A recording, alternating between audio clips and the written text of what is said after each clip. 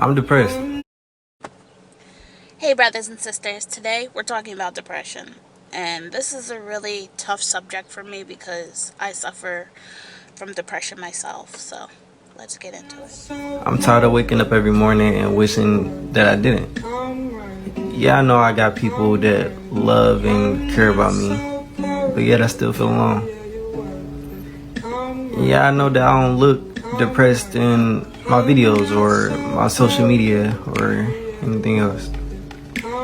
But deep down inside, I'm hurting. Like, I have a lot of pain inside that I can't even explain.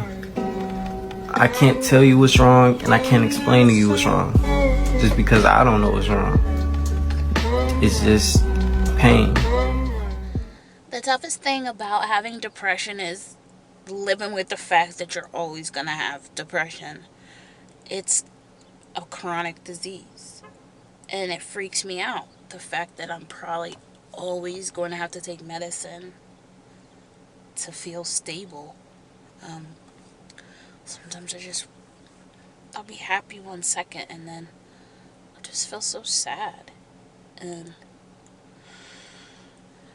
it's been years and years of this. Like, I've had to develop healthy coping mechanisms to live and cope with my depression. The reason that you're so unhappy and you're depressed in life is because you think that at some point in time, if you do enough therapy, if you listen to enough self-help podcasts, if you do A plus B, get the job, get the car, get the partner, whatever, there's going to be eventually this moment where you get to happiness. It is a destination, but it's not. And the thing is you are running on an outdated system of yourself. You are stuck back in like the 2009 version of yourself, and you're wondering why you don't like yourself when you should be embracing the fact that you are constantly evolving. There's never going to be a time where you fully understand yourself because you are constantly updating. Like, I'm never going to be able to have the new iPhone because they're always working on a new iPhone. And you have to look at yourself like that. You are a new iPhone that is constantly developing. And just like with an iPhone, if you do not do that update, for the love of God, you will never be able to get anything on your phone because it is going to go so slow. So the reason that people are so depressed is that they are constantly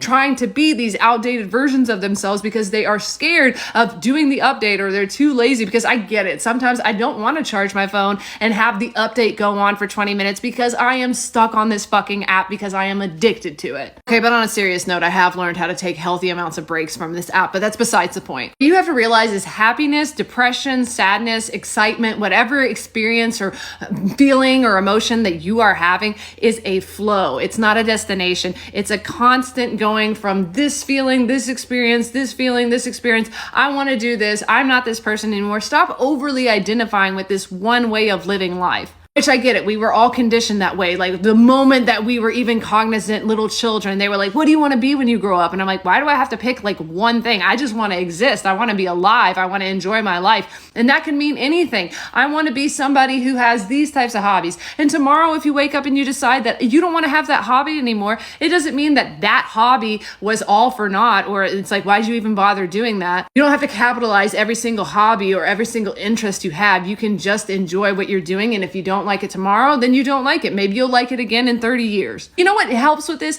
It's just being curious. Like, ooh, what do I like today? Ooh, what do I want to do today? Ooh, do I still want to do this thing? Is this still a goal of mine? And not being so scared of that. Yeah, there's a healthy amount of being like, ooh, like that's new. I've never tried that. Or I don't know if I really want to quit this job. I'm so used to it. But there can also be a sense of curiosity and excitement. So maybe just start looking, am I depressed? Do I hate myself? Do I hate these aspects of my life? Or am I lacking a little bit of curiosity? Where can I get creative? Where can I see this as an opportunity? Just go with what feels good and what aligns with your morals currently. As long as you're not hurting yourself or other people, I think you're going to be okay. My name is Sarah, and I help get people reacquainted with who they most authentically are. You're an amazing person, and I hope you have the best day. You know what? I told myself when I graduate nursing school, I'll be happy. I told myself I'm going to buy myself a Bronco. I got the Bronco. I'm still not happy. I tell myself, oh, when I find my man, when I find my husband, I'll be happy. When I get my dog, I'll be happy. When I buy my first house, I'll be happy. Yes. When I graduated nursing school, I was so happy. I was so relieved. Then it set in, like, nursing school, it was a sprint. Now I have to work in the field. That's the marathon. And I got my Bronco, and I was like, yeah, I got my Bronco. Then it set in, like, and you have this car payment. So I honestly understand emotions come in waves, like they go up and down like anything in life, but it's changes. Change is so scary for me. I hate the unknown. I hate gray area. And I get that anxiety, and then that anxiety turns into depression.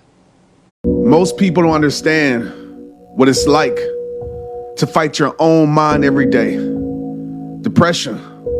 They'll tell you it'll be okay, but they don't know how it feels to wake up and deal with that deep darkness that feels like it's chained to your soul, pulling you down with every breath. You know, depression isn't just a rough patch you snap out of.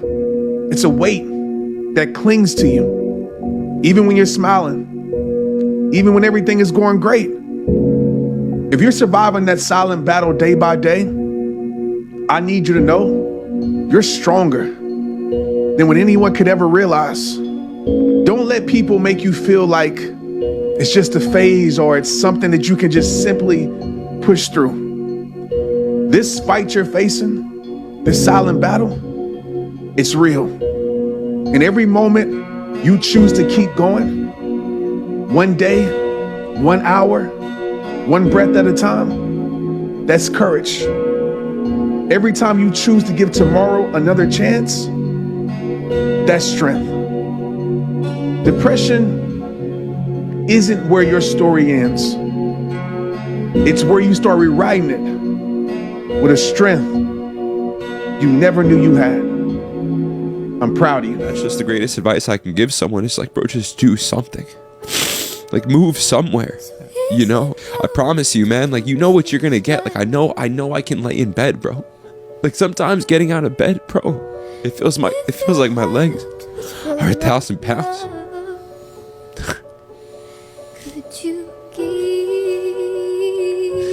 And I don't want to fucking read. And I don't want to make videos. But I have to. You know? And they will come, they will go, make us special.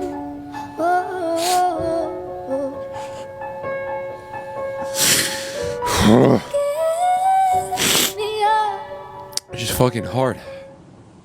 I explained in one of my older videos when I was discussing depression that it's hard for me to get out of bed. It's hard for me to take a shower. I don't want to brush my teeth. You know, it's morning. Go brush your teeth, Jazz. Just so sad. I don't want to talk to anybody. My mom is my best friend. I literally talk to her every day. There was a time I was so depressed. I'd ignore calls from my mom.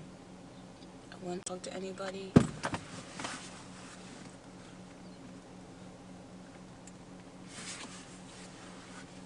I would call out of work sick. I needed a mental health day. One time I broke up with my boyfriend. Well, my boyfriend broke up with me. And it triggered me to go into this depression where I didn't do anything for 2 days. I just slept. I didn't want to take care of my kids. I didn't want to eat. I didn't go to school. I called out of work. Ultimately, I was trying to get into the radiology program, and I ended up missing so much school that I had to drop my anatomy and physiology class and the other class I was taking. Long story short, that messed up my semester. The next semester of school, I tried to apply to the radiology program, and I was 1 point under.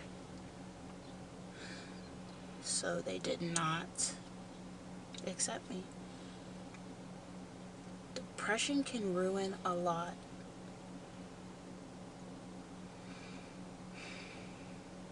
stay strong and pray for your family members, your friends, your co-workers that you know suffer from depression, because it's hard. The difference between depression and sadness is just, you know, from happenstance, whatever happened or didn't happen for you, or, you know, grief or whatever it is. And depression is your body saying, fuck you, I don't want to be this character anymore.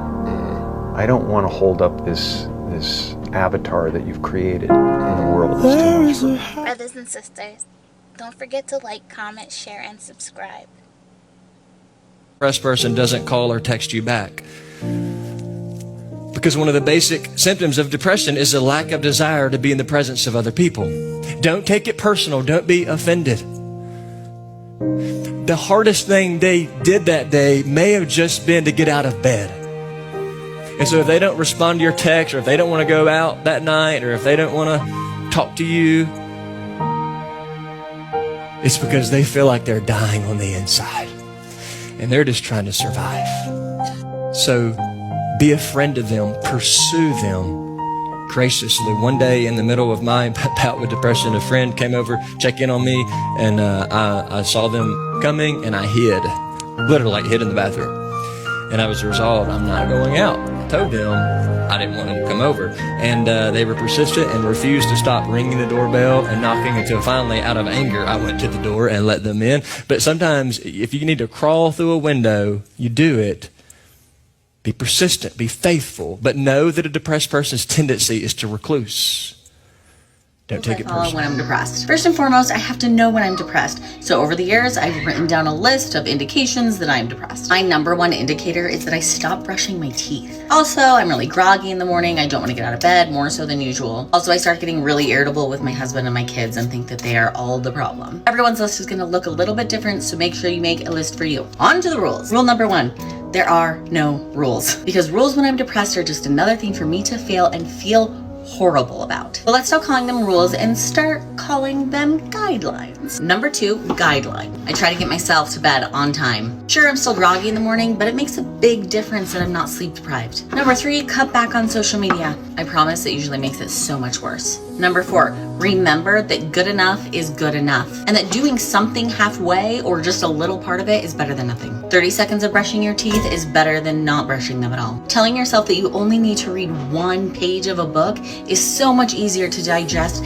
than thinking that you have to sit down and read a whole chapter. And usually if I can get myself to just do a little bit of something, I'll actually do more than what I told myself I was going to do. And 5, are we on number 5? Number 5, asking friends and family for help. That might include taking the kids for a night or a few days, asking someone to help me make that appointment with the dentist or the provider that's helping with my medication. Next, reminding myself that I don't need to be happy to do things. I can play with my kids even though I'm depressed. I can go to the store in my pajamas and depressed. I can go hang out with my friends even though I'm sad. Sure, going and doing all those things isn't going to make my depression go away, but it does help. 7, and maybe this should have been first, is that I'm honest and open and communicative with my husband and my parents and close friends. Because while I might feel incredibly depressed, I don't actually always show it the way that I think I do. And if they don't know, they can't help. And 8, I have created a bullet pointed list of all of the things that I need to accomplish that day. Like very, very basic, like get out of bed, get undressed, get dressed, feed yourself, feed the children. I also have the crisis hotline number on there, which is #988. And I have on that list that if I start talking about planning or talking about death or self-harm, I need to go to the ER, call my therapist, and get even more additional help. All of these things aren't just helpful for me, they're helpful for my husband and those who support me too. Tips I can give you to deal with depression is to develop healthy coping mechanisms. Coping mechanisms are important. Some of mine are working out, talking to a friend, seeking counseling. It's important to talk to a counselor and get unbiased, I'm not going to say opinion, but they help you process your thoughts, feelings, and emotions in an unbiased way, as opposed to talking to somebody that knows you.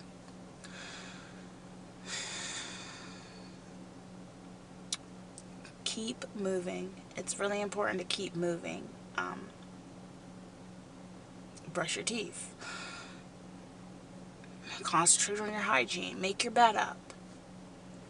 The more you do, the better you feel.